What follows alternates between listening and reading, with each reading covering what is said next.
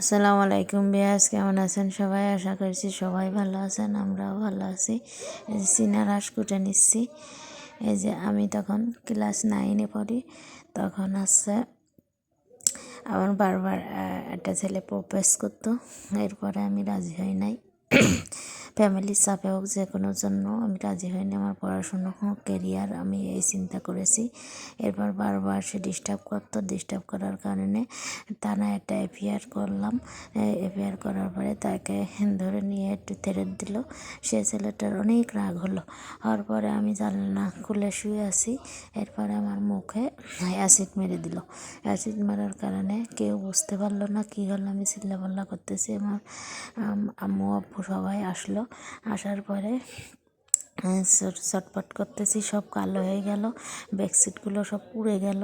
এবার কেউ কেউ বললে অ্যাসিড মেরেছে। পরে আমি হসপিটালে নিয়ে গেল। প্রায় আমার এটা কমপ্লিট হতে প্রায়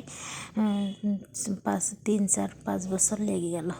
এরপরে কি করব, অনেক জায়গায় কাজ করতে এরপরে আসলো করোনা। কাজের জন্য খুঁজতেছে, আমার সবাই রিজেক্ট করে দিচ্ছে। চেহারা তো পুড়ে গেছে, মানুষ বলতেছে যে এছাড়া নিয়ে চাকরি বাকরি হবে না। এর কারণে আমি কোনো কিছু পাচ্ছি না। এরপরে কি করব করতে আমার এই করোনার সময় কাটতেছিল না। আমার ফেসবুকে একটা বন্ধুত্ব হওয়ার পরে সেখানে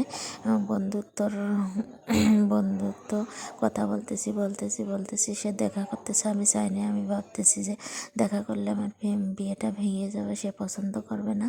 এই জন্য আমি দেখা করতে চাইনি। না করতে এরপরে 6 মাস চলে গেল, 8 মাস চলে গেল। এরপর একদিন দেখা করলাম। করে সে এমন একটা ভালো মানুষ যে আমার দেখে আমার পোড়া মুখ, তারপরেও সে পছন্দ করে আর তার আকৃষ্ট বেশি।